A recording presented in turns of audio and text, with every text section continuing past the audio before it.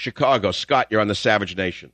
Yes, Mike, I finally figured out why these conservatives don't give you any time of day and why they don't want to give you, or agree with you in some way. And that's because, obviously, you have a command of the facts on most of these issues, okay? And obviously, you're number 2 or 3 in the country, so they don't want to put any spotlight on you as far as your popularity. Right, that's right. I'm going to give you a little secret that you don't know about. Yesterday, I invited a certain gentleman from Fox News on my show who I like for something he did with Obama yesterday. He will remain unnamed. He said he'd love to come on, and then he emailed back, and his flack said PR won't let him come on this show. So when I say that Fox News has banished Michael Savage, what does that say about Fox News? Well, you're right. Take O'Reilly. This is a perfect example. When Obama's out there trying to beguile the public because they got their heads in the sand about how insurance companies are canceling policies, first of all, I know this for a fact. I've been in the business 27 years. Insurance companies don't cancel policies when people get sick. They have what they call a rescission. And that means they're not allowed to cancel policies once you get sick. You can't cancel a policy on someone the minute they get sick. It's illegal. They can't. It's called a rescission and all that. Of course not. However, they can cancel a policy if you signed up and didn't say to them that you had a pre-existing condition.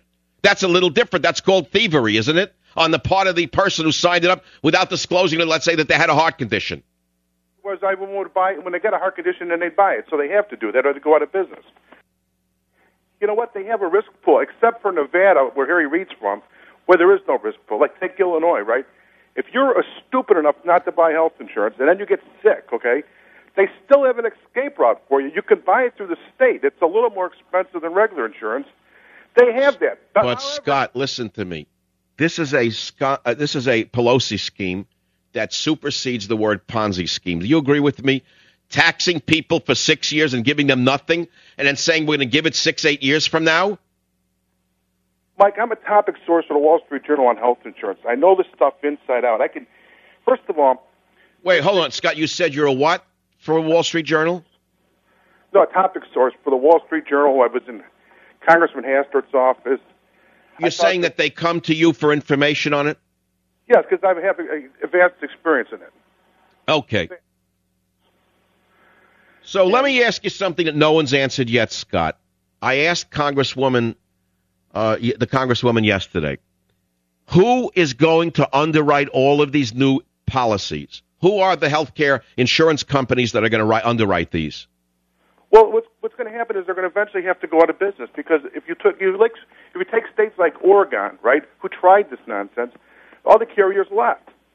They can't. What will happen is the stocks are going up. All right, but who is going to underwrite it? Let's say they're going to drive free market insurance companies out of business. Who is going to come into the business and underwrite these policies?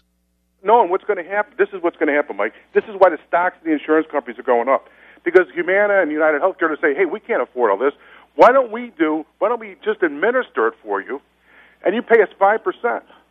So, because that's what they're good at. So you're saying that the government's going to become the insurer per se? In a way. In other words, the insurance companies are going to administer it. They're not going to have any skin on the game. But who is going to have the skin in the game? Who's going to actually have to pay for the costs? The government. Oh, you mean the taxpayer is going to have to pay for the illegal alien's heart transplant, in other words? Well, it's funny you said the illegal alien, because they said if you don't buy insurance, they're going to fine you $325. Health insurance is going to cost an individual probably $200 or more a month because they're adding on all these other medical things, mental health disorders, preventative care. So anyway, they'll pay, even if they pay the $325, they're still going to be without insurance. So we're still going to pay for them. What are we going to say? We're not going to take them to go to an emergency. You mean the illegal alien who's going to get the insurance, correct? Farm who doesn't want to buy it.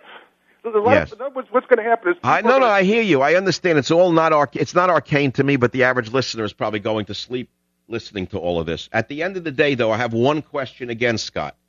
Yesterday, I made a supposition that a crony of Obama or Pelosi could set up an insurance company and get into this game and make a fortune with the government actually underwriting it and them sort of being the front men. Is that possible under this plan?